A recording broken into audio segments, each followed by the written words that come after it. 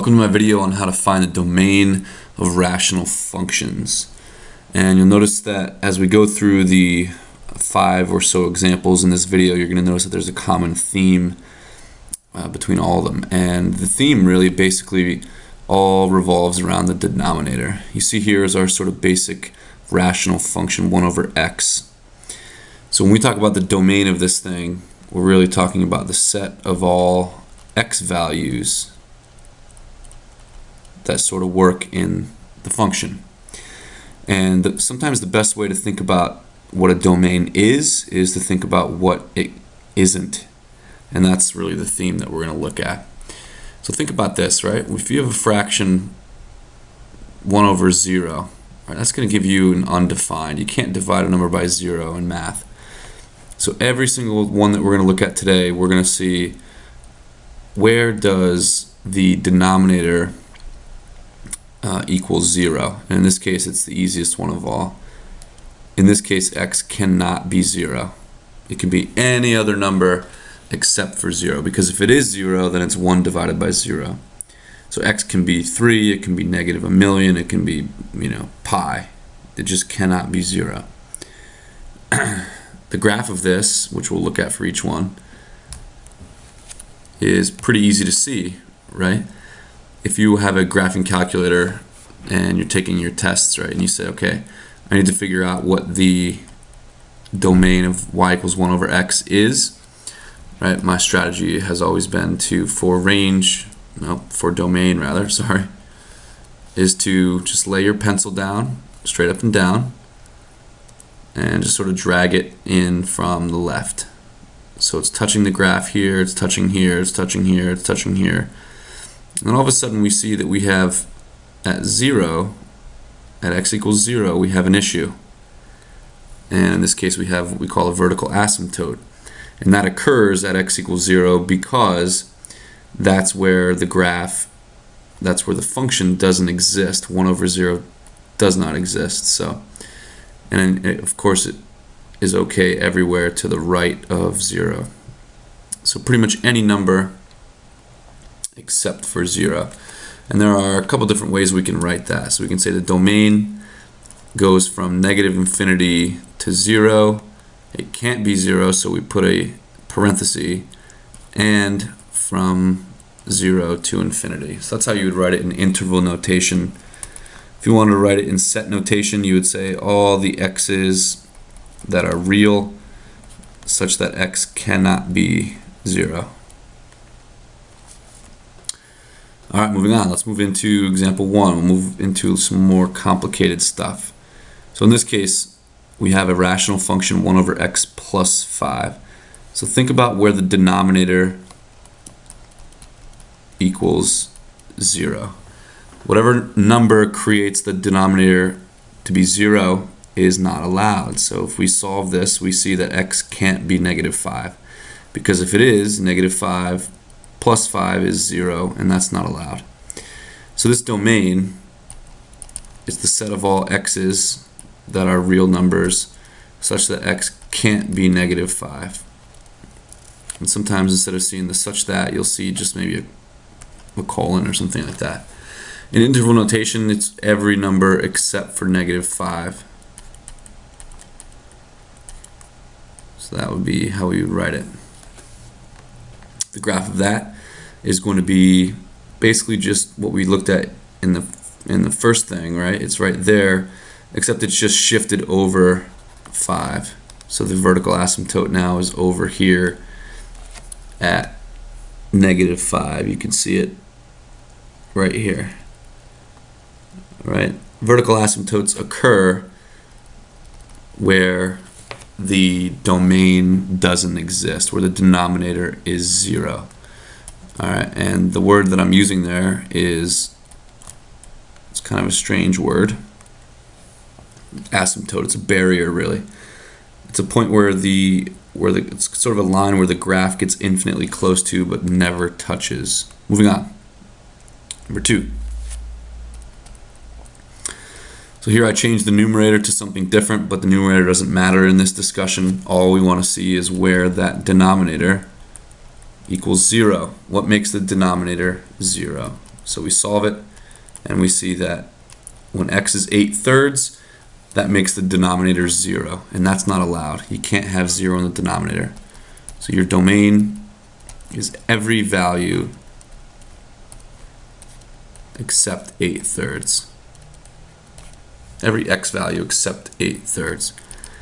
So in set notation, set builder notation, it's the reals such that x can't be 8/3. Number 3, where there's the graph of that one too.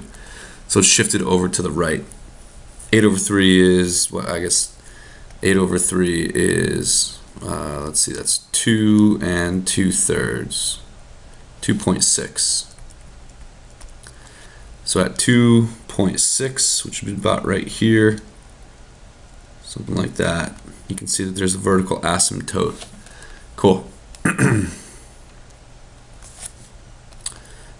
Moving on. Numerator is 2, doesn't matter. Denominator is a pair of binomial sort of factors here, which is actually a good thing.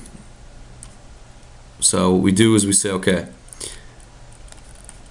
our domain is going to be restricted when the denominator is 0. So set it equal to 0, and the 0 product property says if two binomials multiply together to be 0, then that means either one of them is 0 or both, one or the other or both. So solve, you sort of branch out and solve both of them separately. So x can't be -5. If it is, then that turns this whole binomial to 0. 0 times this is 0. And it also can't be 9 because that would turn this whole thing to 0. This would be 14, but 14 times 0 is 0, and that denominator cannot be 0. So our domain is from -infinity to -5, -5 to 9, and 9 to infinity.